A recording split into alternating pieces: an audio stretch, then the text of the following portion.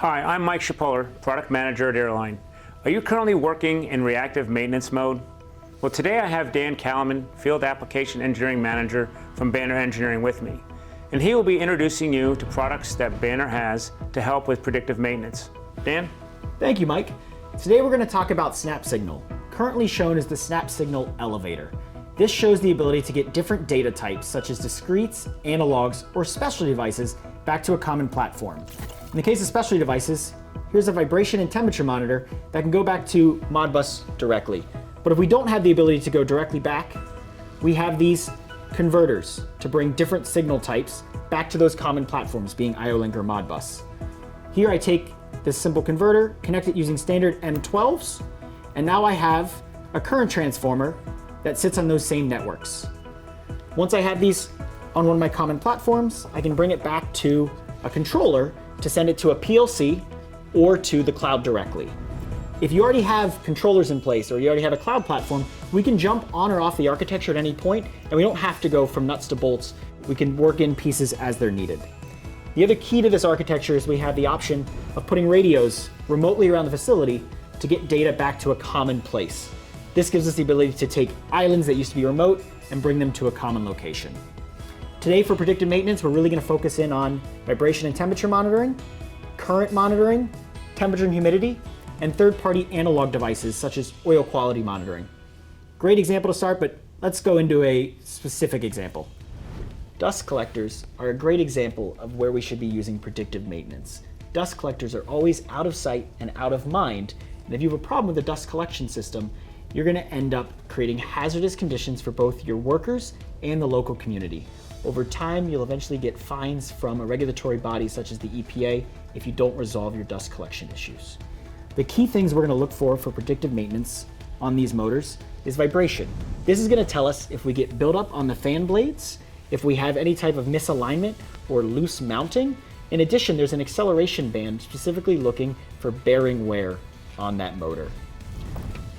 Another key indicator, current, is going to tell us when the motor is starting to consume more energy than it previously has. This is a great indicator that something is going wrong with the motor if you don't pick it up with vibration first. Also shown here is dust level monitoring. This way you can know when your dust silo is starting to fill up and needs emptied versus doing it on a time schedule like you historically have done. By taking this data to the cloud, we can now generate emails or text messages based on any of these alarms. So, air handling systems, scrubbers, cooling fans, systems like this would also apply to this. Yeah, I mean, anything with a blade is kind of like a fan, even if the blade's on the inside like a pump. In this image, you see pumps in a facilities room. Any facilities assets are great places for predictive maintenance because, again, they're out of sight and out of mind. These rooms are generally off of the main production floor and not an area where maintenance is commonly walking through. So you can have assets that are deteriorating without anyone knowing and being near them. Traditionally, vibration monitoring was done with a route and a time basis, every 6 months, every 12 months. And you could have failures between those points, but that was just the way the technology worked. Now we can go with permanently mounted accelerometers and wireless radios to give us the data all over a facilities room back to one centralized point. This gives us the flexibility of getting those remote assets in corners, but not having to spend to run wire to every single corner of a facilities room. With the vibration monitoring, we're going to get things like worn pump blades, worn other components like bearings, cavitation if we start to starve the pump, even misalignment when the pump's installed. We're going to bring that back to a centralized PLC if that already exists, or we can send it to our cloud platform to generate simple check engine lights with the data to give you alarms. Other things that are affected would be pump systems such as wastewater, cooling water systems, vacuum pumps, air compressors, other items that would be found in these facilities areas. Here's the default dashboard for vibration monitoring. You'll see we have that check engine light generated by having an accelerometer. If this is green, I know I haven't had a large change in energy and everything's good. If this changes to yellow, it's a warning. Then I can go out and do PMs like greasing the bearings or tightening bolts if it looks like it's got something loosening over time. If that value continues to deteriorate, you'll see it transition to red. We can alarm on yellow, red, or even connectivity if we lose connection due to a power outage or something of that sort. Once we've gone red, this is your indicator that you should start planning to either rebuild, replace, or whatever maintenance tasks you feel are going to get your asset back to perfect working condition. Once I click on the icon, I can see what values caused it to go into alarm. Here you can see both velocity in the X and Z. This indicates it's probably the fan bearing, misalignment, or looseness of the mounting.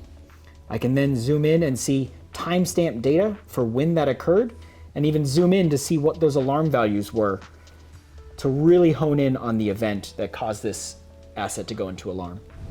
So the great thing about monitoring, whether over the cloud or local SCADA system, is you will get notification of your critical components. If you set up text or email notifications, that info is at your fingertips. There is also the ability to export a report that can help you to identify problems, areas that are based on historical data. It's a powerful tool. With the cloud platform, getting data from production equipment into the platform provides a lot of value for customers as well. Being able to get data from this injection molding machine gives us not just predictive analytics, but also quality checks. One of the key indicators of an issue is if you get too high humidity in your pellets, you'll actually have a lot of issues with the quality of your plastic coming out.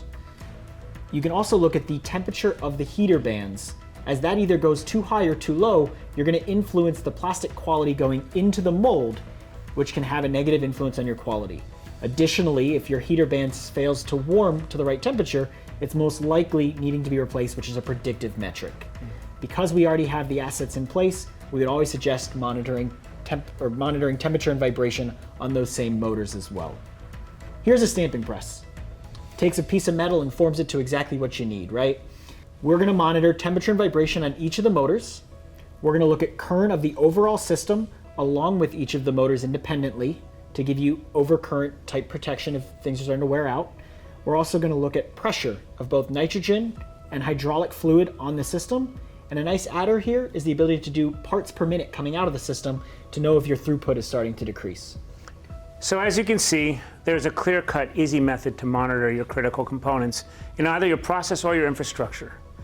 With easy connection methods in either local or remote monitoring, there are many options. Predictive maintenance doesn't have to be hard.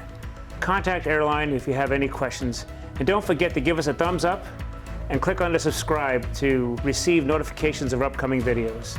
Thank you, Dan. Thank you, Mike. Appreciate it. A lot of good information. Thank you, everybody. Have a good day.